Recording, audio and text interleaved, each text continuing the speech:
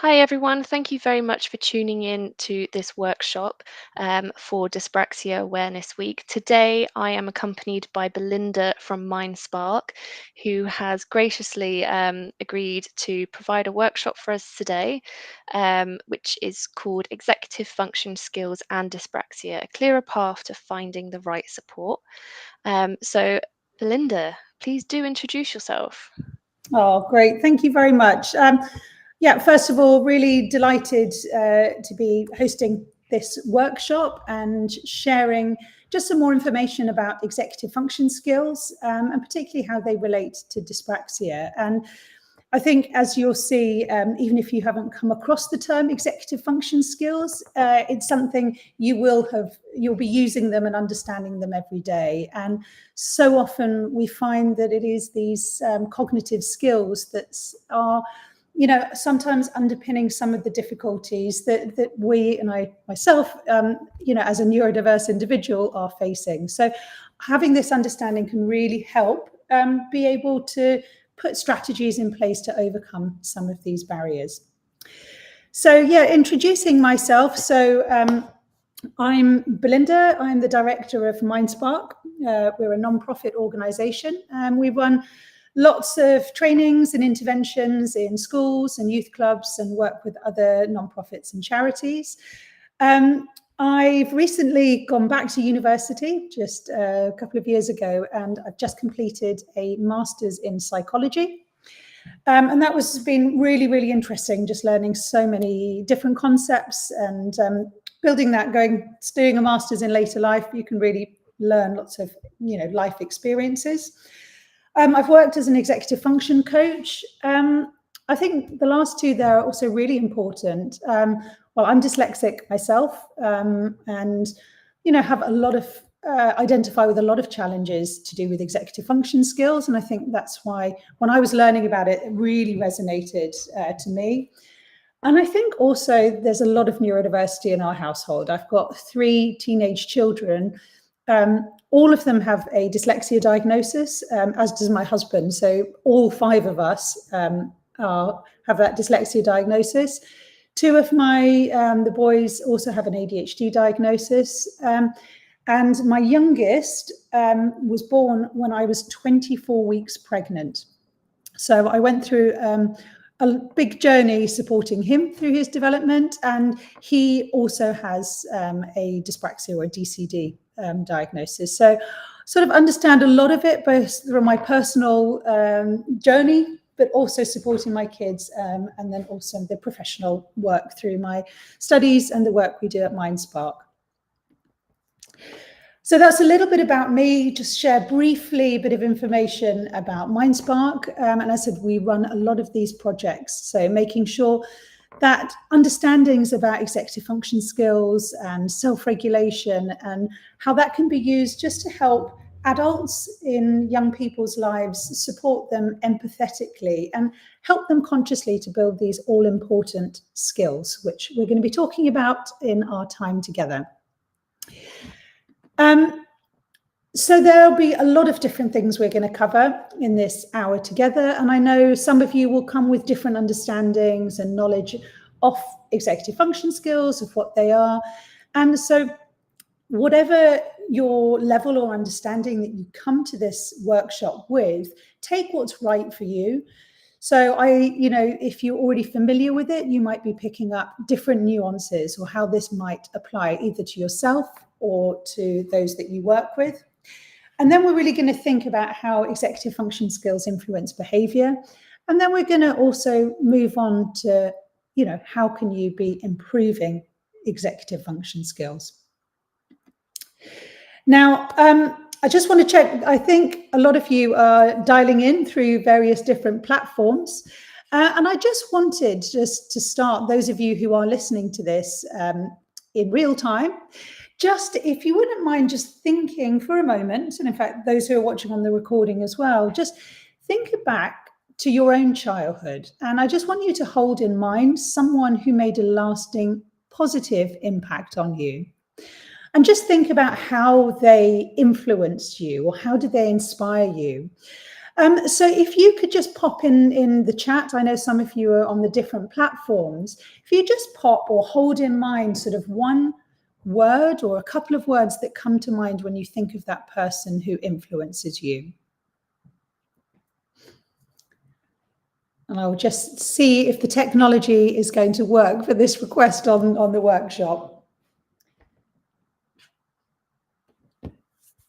So great. For those of you who are able to put those comments in there, and we've done this quite often when we run trainings, really the common things that come up are really all about kindness, about compassion, about listening, about consistency, about making people really feel safe and understood.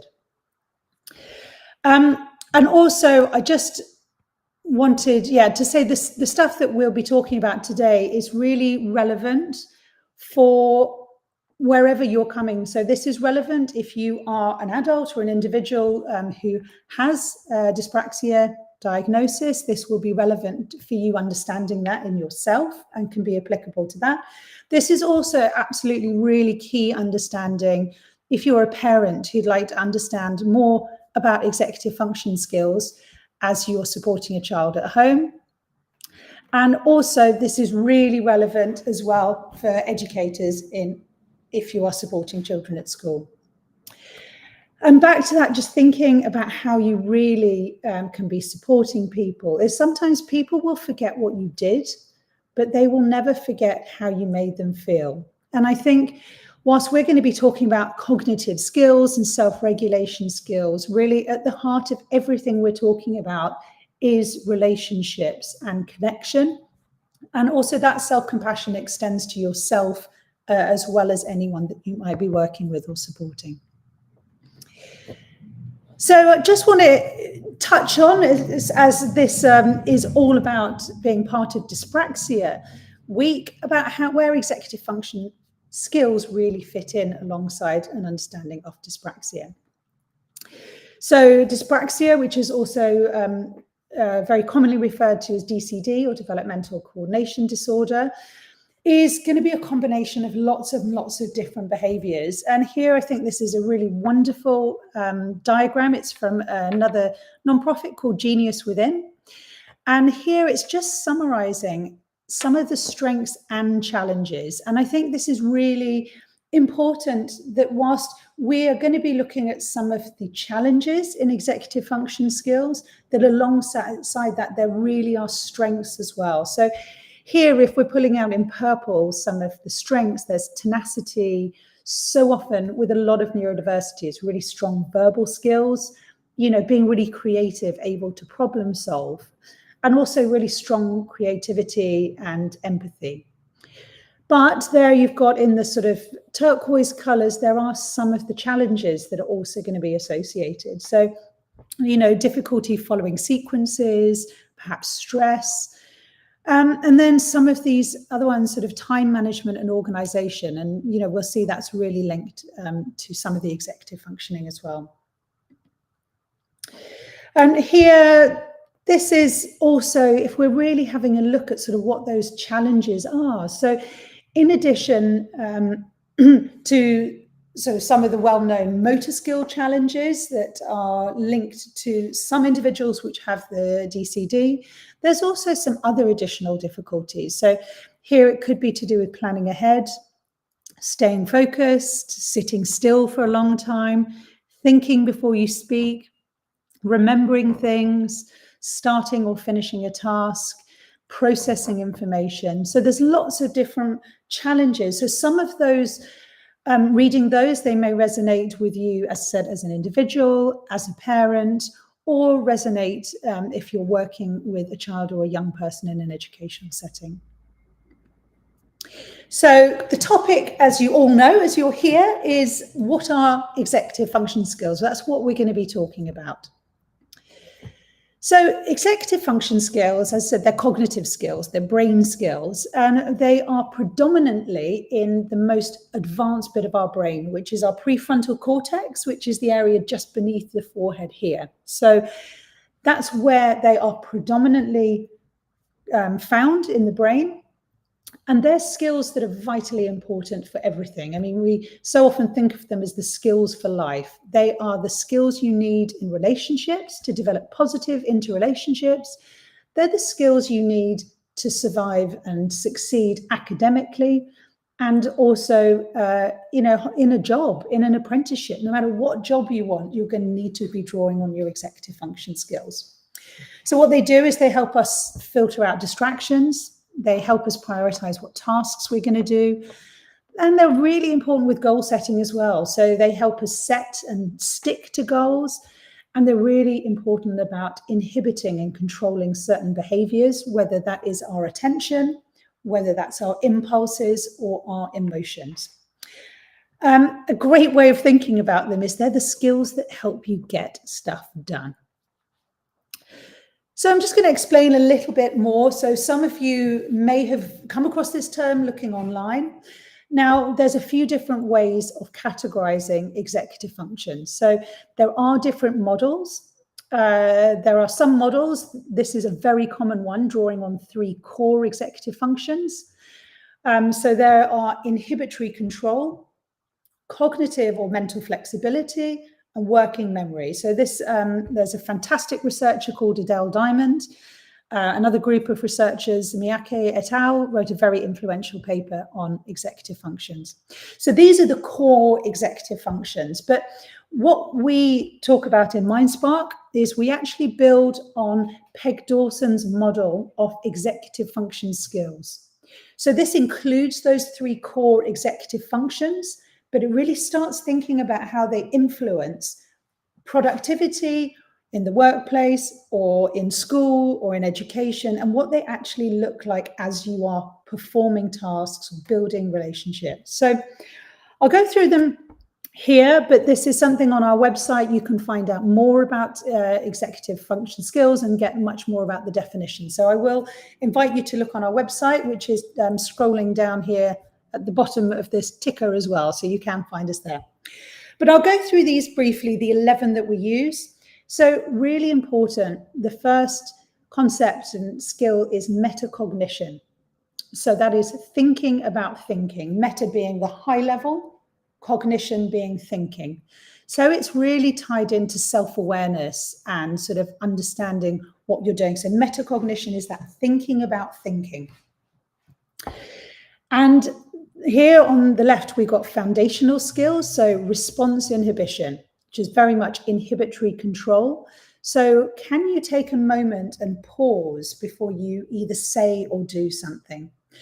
So as we're going through these skills, I mean, think about whether you can identify any behaviors, either in yourself or in a child or young person that you are working with, or your own children. The next one is working memory, and that's really important. That's where you hold something in mind, and it's really the information that you hold in the moment, and it's vitally important. So that could be doing even a very simple mathematical question.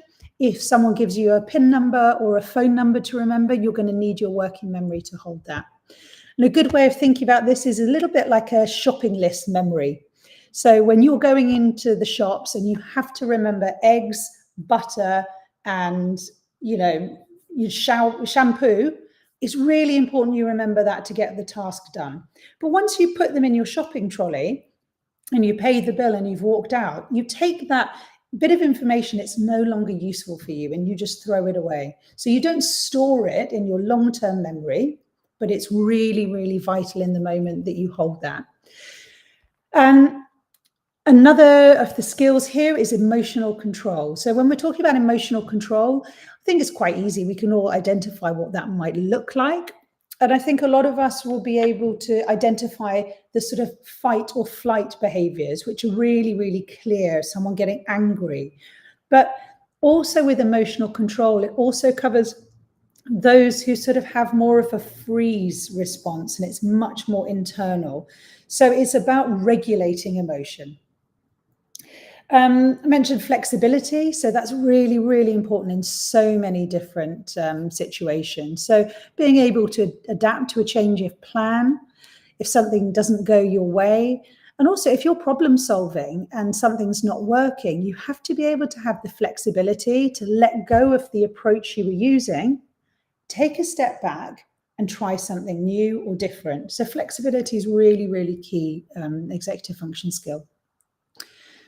Moving on here, we've got sustained attention. So sustained attention is really, how you're able to focus your attention and control that. And it's particularly when a task is not your most preferred or most engaging task. Task initiation, I think, is so important as well in terms of productivity and getting things done. So task initiation is getting started on a task. So it's what helps you overcome procrastination. And that's really, really key. And I imagine many of us will be able to identify that with a to-do list that's growing, and we just know we need our task initiation to get started. Then moving on, there are some other more advanced skills which sort of developmentally come the older we get, is the abilities to plan and prioritize. If we do have a lot of things to do, how do we work out what's most important, which to do first? How do we think about it? Organization is really, really such a big area, and that's going to cover so many, many different types of organization. So that'll be organizing our thoughts, organizing how we're writing stuff, so putting our thoughts down on paper or in a document. And of course, it's a lot of the physical, how we're organizing our space.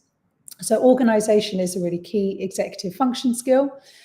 Time management, again, very similar, these really practical skills that help us get stuff done. And I mentioned earlier about sort of really being that ability to set and stick to goals, and that's very much covered by goal-directed persistence. I'm just thinking as well, we are going to have a Q&A at the end of the session. So if at any point you have any questions, do just make a note of them, and I'm very happy to come back to anything towards the end of the presentation, or additionally, you can pop them in whichever platform you are watching on. So please do bear that in mind as well whilst we're covering this workshop.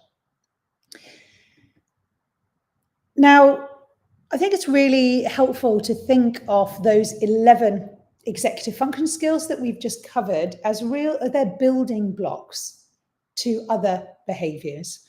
And really important is a concept of self-regulation. So that's being able to manage our behaviors. And I think this here is a really, really key definition or a quote by Stuart Shankner, who's based in America. He runs the Merit Center.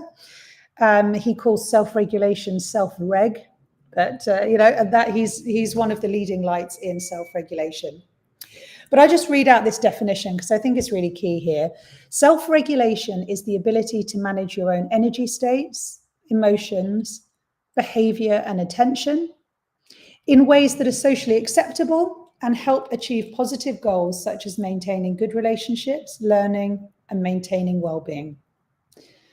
So I think that really shows how it's building all of these key components, how self-regulation and the building blocks underneath are really helpful for that. So I think it's worth thinking here, who is affected by executive function strengths or challenges? And the answer is we all are. We all have strengths and challenges. Now, in this next section, I'm just going to move on to how can we use this understanding of executive function skills and that language of the 11 executive function skills. How can we use that to explain behavior? And I think this is really key. And I think if you're just going to take one thing away from our time together in this workshop, it would be this slide. That if you can reframe the behavior that you see or behavior that you're aware for yourself, this is really, as I mentioned, about self-compassion as well as compassion and understanding for others. If you move away from an undesired behavior and instead of thinking of it as being impulsive, if you think, that's someone who has a challenge with response inhibition, it's much more helpful and it's less judgmental and it helps support them. And it gives you the idea of what you need to do to help them or help yourself. Similarly, moving away from terms like lazy, messy and disorganized, or angry, moving more into that's someone who's struggling with task initiation, or that's someone who needs help with organization, or someone finding it hard to manage their emotions. And I would just say as well, something that's really powerful about using the EF language, that if you are reframing using this, you're also building the solution into it as well. Because they're struggling with task initiation, they need some strategies to help them start tasks or initiate the tasks. And similarly, if it's a challenge with response inhibition, how can we work on managing our responses, and how can we take a moment and pause before we act or say or do anything? And I think the way I explain this when we're doing trainings is really, if you think about an iceberg, and I know all psychologists love icebergs, so I'm sure you will have come across these in other situations. But if we think of the behavior as what's visible above the surface, there's many things happening underneath the surface. So here's my executive function iceberg. So we've got those challenging or undesired behaviors up the top, so impulsive, moody, procrastinating, scattered. But actually, if you take a step back and move from the what to the why, then you can begin to see perhaps it is a poor sense of time, or maybe it's trouble regulating emotions, or challenges with flexible thinking. No systems to track their belongings, no strategies to self-monitor. But then we're going to talk a little bit about what influences executive function skills. So could be lack of sleep, could be a feeling of shame. And I think this is really important. It talks also to that kind of negative self-talk. So really those internal processes as well. Now I want to bring in a concept as well, just thinking about the brain and how important neuroplasticity is. So what in the beginning, sort of, as we have developed our understanding as humans about the brain, we really didn't know much about the brain. It was impossible to study a living brain. So there would either be experiments or dissections on brains after someone had passed away, but by definition, that's not going to be a functioning brain. Or in the case of this gentleman here, Phineas Gage, is one of a very famous research study, well over a century ago, where working in a railroad, Phineas Gage had a catastrophic accident where rod went through his cheekbone, and you can see that came out just where his prefrontal cortex was and damaged entirely his prefrontal cortex. But miraculously, Phineas Gage he survived, but his character totally transformed and was different. And it was through that studying the damage to his prefrontal cortex that they were able to see that it was his executive functioning that was really changed following the accident. Now what we have is a lot more sophisticated ways of looking in brains. So here we have an fMRI scanner, and here what you can do is you can put someone into the scanner whilst they're doing different tasks. So it can be picking up very in a lot of detail which areas are lighting up when particular tasks are done. So we're at a really exciting time of understanding much more of what's going on with the brain. We talk a lot about neuroplasticity. So it's this concept that actually the brain is not totally fixed. We do have the capability to, in part, rewire our brain. So we kind of think you can use the analogy that it's like a muscle. And there's some really interesting research that's come out of taxi drivers, and as they have driven the streets of London, different parts of their brain have become much bigger. And I think this also really feeds into habit formation as well. So how we're building on different neural pathways as we are experiencing different habits and learning our executive function skills or reinforcing them. And I think here's just a very quick example of what is actually happening when we're talking about neuroplasticity. So here you've got two different neurons, which are the very long cells. We've got billions of them in our brains. And along the along the cells here, you've got the really long axon, and it's their electrochemical charges going through every time we think or move or do any action. Now, the neuron on the top, you can see that it's developed actually a myelin sheath around it. So it gets this insulatory coating. And actually, that electrical impulse goes up to 3,000 times faster. So it becomes a preferential pathway. So this is just very briefly introducing you to some of the concepts of why neuroplasticity is able to make a difference. So moving on next, I just want to spend a bit of time for us to be thinking about what influences the executive function skills.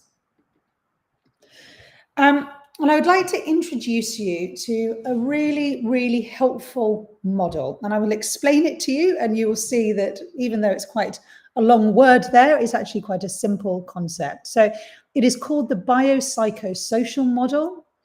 And as you can see in that diagram, it's drawing on 3 different aspects: the biological, the psychological, and the social.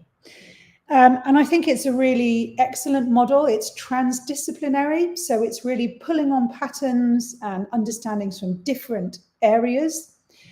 And what it's doing is, first of all, it's considering in any behavior in the middle, and I would say behavior and executive functionings really is in the middle, being influenced by these 3 factors. So in part, it's the neurobiological impact. So everything that's in our body, and that's everything down from a cellular level, such as I was showing with the neurons on the brain, system levels, like how they're interacting, and also, you know, sort of on nutritional levels, down to chemicals, what's going on in the body itself. Then the psychological level, so that's all about the mind. You know, how are we feeling inside? What's our self-talk? What are our previous life experiences? And then the third being the social model. So that's really, really important as well. We learn a lot of executive function skills through interactions with our environment and with others. And so we'll be learning this all the way through childhood, and we're influenced also through adulthood as well. And I think also what's really interesting using this model is it also you can even think about transgenerational or cultural influences also impacting the behavior as well. So I'm just going to go into a little bit more detail about some of the factors that can be influencing executive function skills. But as I said, do hold in mind these 3 different areas, and also seeing how they can be overlapping as well. So I mentioned executive function skills, how our brain develops these skills. It is through interactions with our environment and our peers and our caregivers. And so we're primed. We've got this sort of, the brain is ready to develop the skills, but it doesn't have them there. It's through this interaction. And so as we're going through life, we're developing the skills, and they start in infancy. If you think a very young baby will have very few executive function skills. So they're not able to regulate their behavior or response inhibition or control their emotions.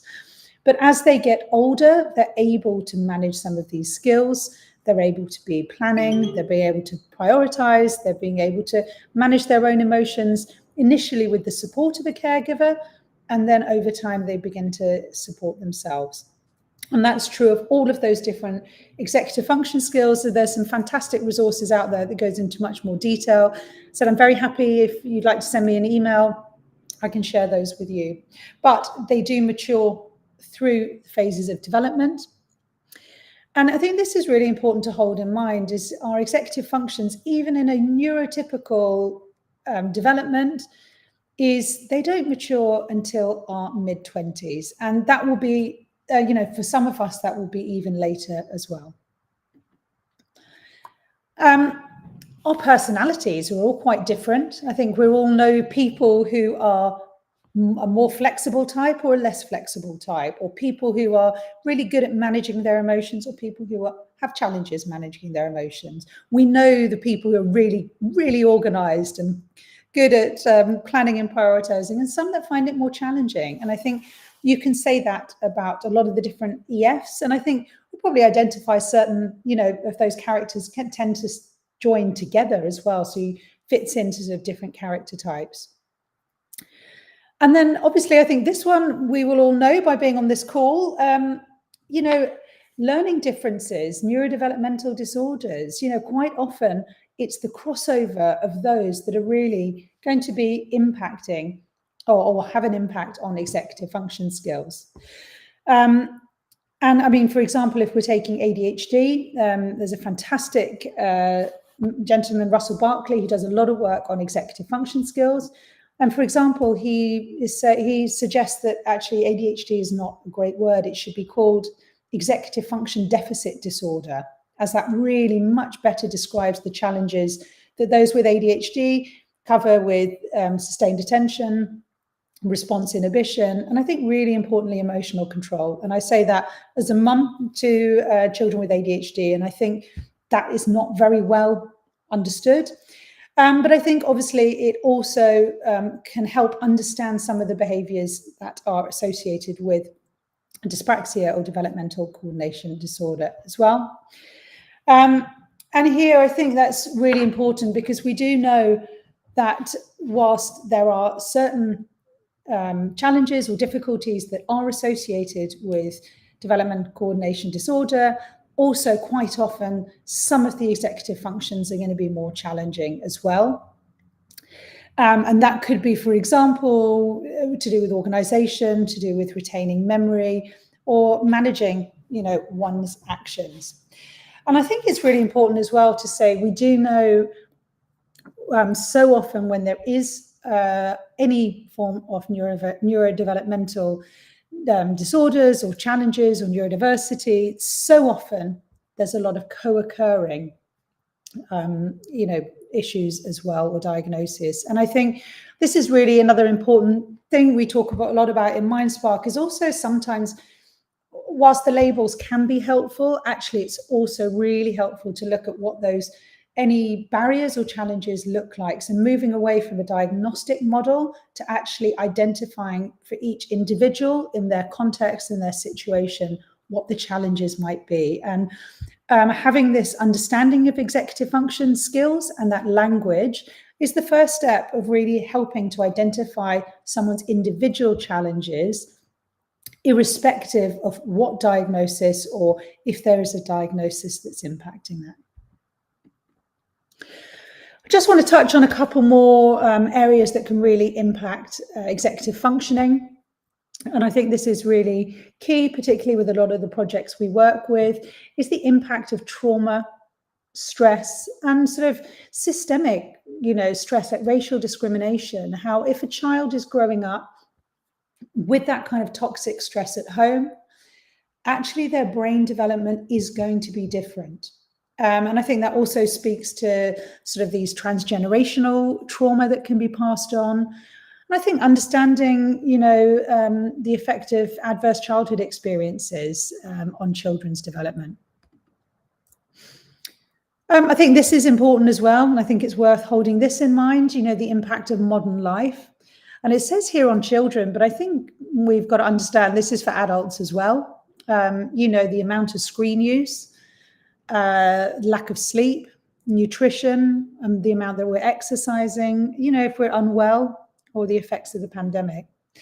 And I think actually just I'll mention there's two really fantastic books that I've been reading at the moment, just thinking about screen use. One is Stolen Focus by Johann Hari, which I think is excellent, and really thinking about how the digital world is taking away that attention from us.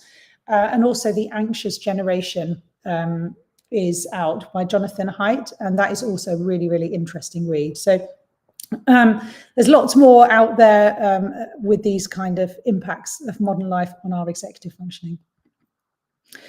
One thing it's worth holding in mind, whilst we've looked at what might be impacting an individual's executive function skills, also they're really context dependent. So we all know we can have a good day and a few challenges might get in our way and we can deal with those.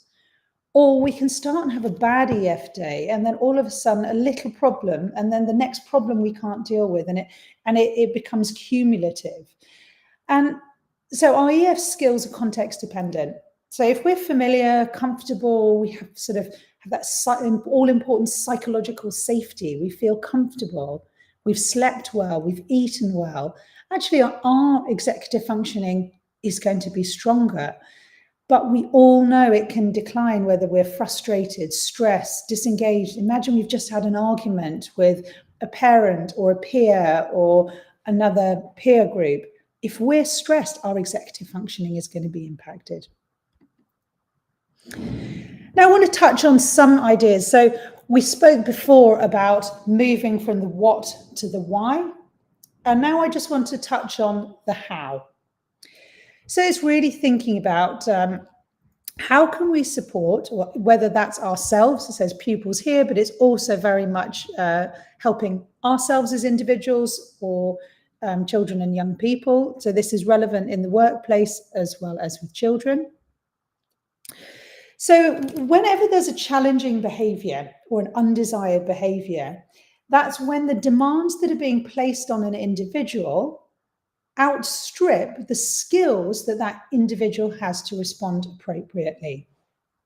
So I think this is where this understanding of skills can really help to unpick what's underneath the behavior.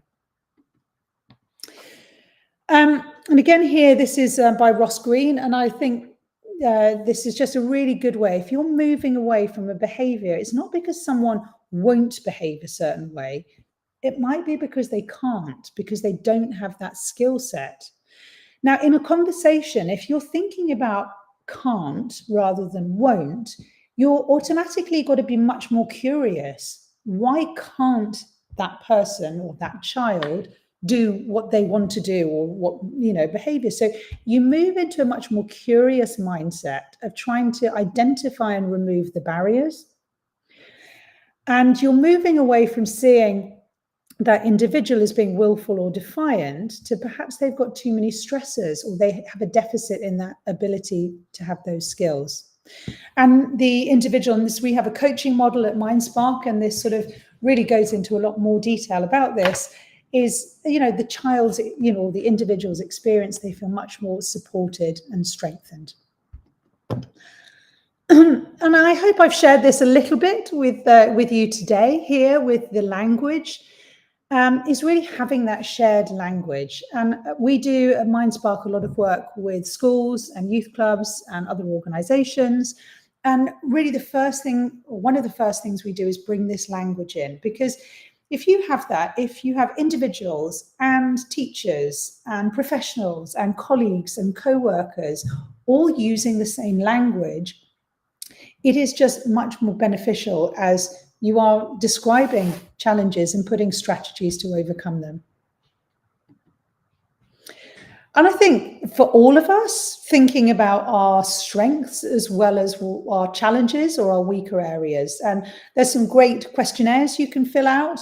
And perhaps even when earlier we were discussing those 11 executive functions, some of those might have resonated as an area that's either challenging for you or someone that you know. I love this idea of metacognitive talk. So we spoke about what metacognition is, so thinking about thinking. So here is how can you bring metacognitive talk? And so that can be really conscious internally for yourself, being really aware of what you're doing. Has a strategy helped? Could I do something different? It can be in terms of those of you who are parents, bringing that into your conversations with your children, talking through what you're doing and how you've done it, and asking them how they might be planning to do a task. Asking lots of open-ended questions is really key. Rather than jumping in and solving a problem for someone, just ask a series of open-ended questions, and that elicits them to be thinking metacognitively. Again, this is another one for those of you who are parents. However, I have to say also for those of you, in working with colleagues or supporting adults, is to make a decision to coach, not control, to ask lots of open-ended questions rather than being really directive. And again, this is an aspect that's really key in our coaching model that we have, is sort of working out almost how to be a dolphin, when to sort of nudge, when to lead, and when to follow. and is not being someone else's prefrontal cortex, asking those really all-important open-ended questions so they can come up with a solution. We discussed a little bit about neuroplasticity, and I think just having conversations about that, understanding more about neuroplasticity, it can be really empowering to know that we can develop new habits. And there's some great books on habit formation. Atomic Habits is a really good one. And in fact, you can watch a lot of his stuff. If you put it in YouTube, they do a really good summary of his book. But there's lots of different ways you can bring concepts of neuroplasticity and positive habit formation into overcoming some of the challenges. When we work in our coaching or with schools, we talk about explicitly teaching strategies, and we use a model which the official name is the gradual release model, but you can think of it as I do, we do, you do. So it has 3 phases. The first one, the teacher or the adult or the coach explicitly models using lots of metacognitive talk. And the person who's receiving the coaching or the instruction is aware of it and follows along. The second time, or the next phase, is you do it together, where you're beginning to share that responsibility over. And then in the bottom, you're passing it over much more to the student or the coachee, or the adult you're working with, to be able to take that on board. There is so much you can think of about strategies. And I said too much for us to cover in detail in this workshop, but I've just put a few up here of what you can do. These are kind of some of the more practical ones that can help you get tasks done. So anything you can do to make time visible is really, really helpful. So you should have seen my desk today. I was doing my to-do list. I did a very similar one to this one on the bottom, where I had all of my really important to-dos on Post-it notes. And it just helped me to focus on which ones I had to do and not get pulled in and distracted on the other things that kept popping up. And I think that's it. Turning off your Wi-Fi, closing different programs, having that discipline to do that is really important. This picture up here of an iPhone with grayscale, it's a way you can do it. You can actually turn your phone in the settings to grayscale, and it just makes it a lot less appealing. So it just helps you fight the urge to, flick on all the apps. If it's on grayscale, it just becomes much more functional. Lots of other things, using something called an Eisenhower matrix, which helps you sort your tasks into what's urgent, not urgent, or important or not important. Using things like mind mapping. Pomodoro technique is when you chunk your time down into 25-minute blocks. Whoop is something we use in our coaching, which is how you use a wish of what you want to achieve, what the outcome is, and then it's really thinking through the obstacles and a plan. Things like body doubling. So, working with someone either online or in person and saying, this hour, this is what I'm going to achieve. There's a lot of accountability in that.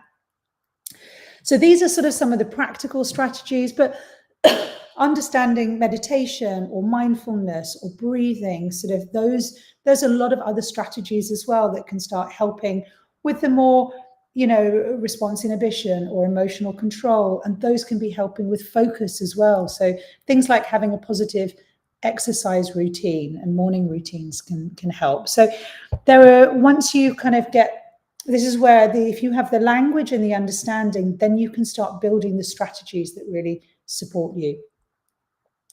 Developing emotional literacy is really important. Just thinking whether that's us checking in with ourselves about how we're feeling, discussing it with other people. The more we're talking about our emotions, just helps us get that clarity if we say it rather than just be thinking. And obviously with children, and bringing that into both houses and classrooms about talking about emotions is really helpful. And here, again, this is a quote from the Center for the Developing Child at Harvard. And I said a lot of our work at MindSpark is done with children through either adults or parents or coaches. But children experience their world as an environment of relationships. And these relationships are going to affect virtually all aspects of their development. So it's going to have an impact on their intellectual development, social interactions, how they manage emotions, physical, behavioral, and also moral. And I think whilst that is focused on children, I think we all experience our world as one of relationships. And I think, I just going back to whilst we've been talking about these cognitive skills, that actually it's through relationships and connection and compassion and understanding ourselves and others that we're really going to be able to build those skills. And also, I think, one of the researchers I've been reading, I mentioned Adele Diamond, she's saying as well, how you teach these skills is by using them and doing it in something joyful. So you can learn the skills doing something that you find really motivating or fun. So for example, if you like cooking, you can be learning all these skills whilst managing a recipe. If you're doing it really mindfully, you can put into practice your ability to organize or plan or prioritize or manage your emotions. And then once you develop that skill in a context that you feel familiar, you can then start transposing them into an area that perhaps is more challenging. So I will just move on now. We're going to have a question and answer if anyone has got any questions. But I would like to say I'd absolutely be delighted to stay in touch with anyone. We have our there's a QR code here to our newsletter or on our website. So we're delighted if you wanted to join. And also we post quite frequently on LinkedIn. That's our platform of choice. So please do find us there. And as I said, I'm really happy to answer any questions, but also, feel free to be in contact either through the website or send me an email. Amazing. Thank you so much. That was incredibly insightful. I've learned some wonderful things there, especially around the techniques and just understanding how the brain works and kind of where things come from. It can be quite frustrating sometimes to not be able to figure that out, and just having that context, I think, is really, really helpful. Thank you to everyone who has submitted. There's been a few questions over on Instagram. I will read some of those out. So if you do have any questions and you're watching live, now is the perfect time to ask those. Don't feel like you have to ask any questions though. And you can, of course, get in touch with Belinda after if you do have any more questions. So I'm just going to scroll through on Instagram quickly. So we had one question from Fiona. So I'm going to paraphrase ever so slightly, but Fiona has asked, why is dyspraxia way down on the list of disabilities? And I think what they mean in that is in terms of awareness and support.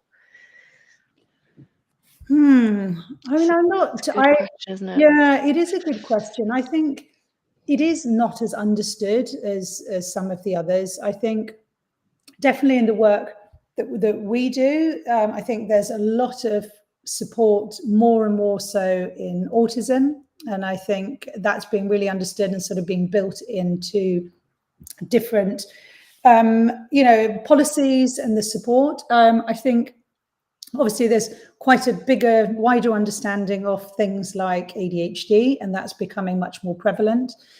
And similarly, sort of dyslexia, I think, is becoming more and more understood.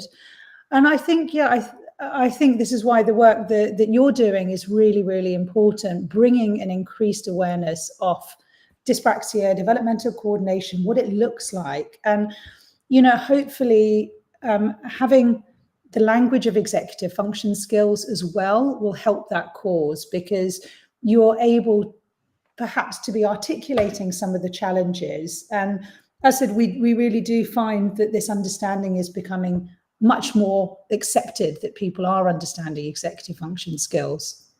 But I don't have an exact answer of why that is, but I am aware of that. And as I said, going back, which makes it even more important to have forums like this to be discussing Dyspraxia. Absolutely, and I'm very grateful for us to be able to have these discussions.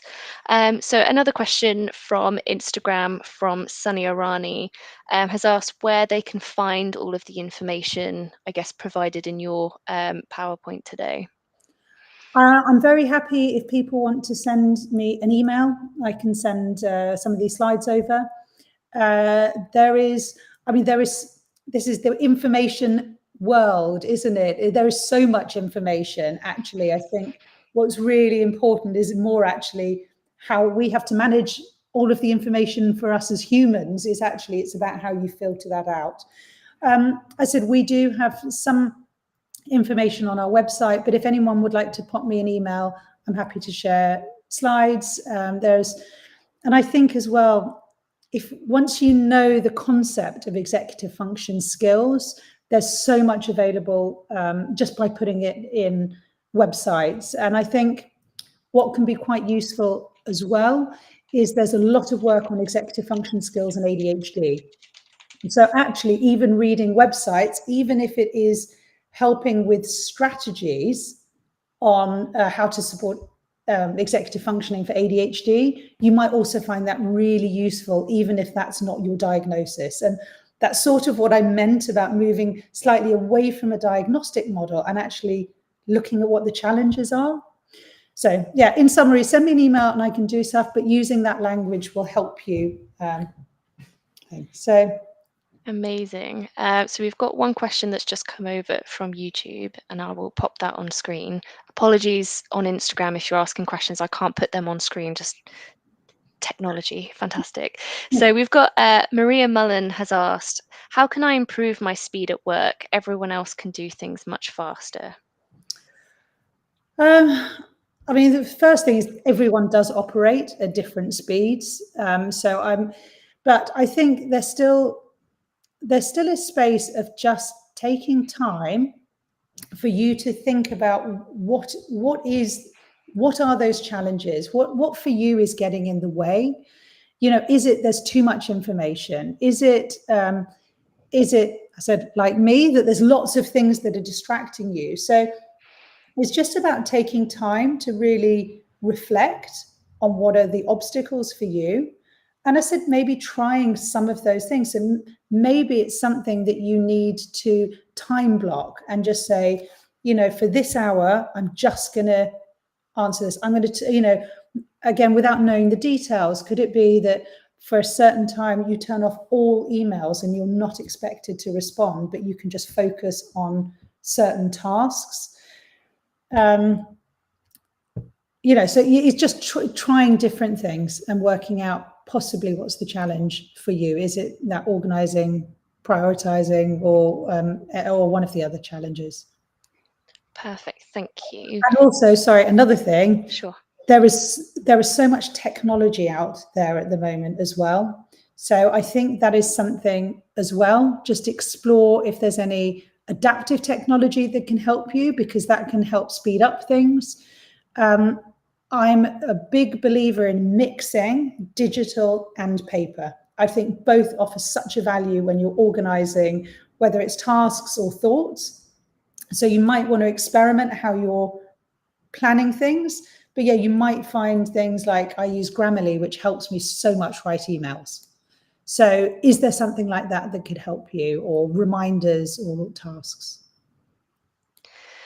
We have a comment from Lee over on Instagram who has asked, how does metacognitive talk look like practically, and how can employees incorporate the practice of metacognitive talk? Yeah, I think it is basically almost bringing in a coaching approach into the workplace.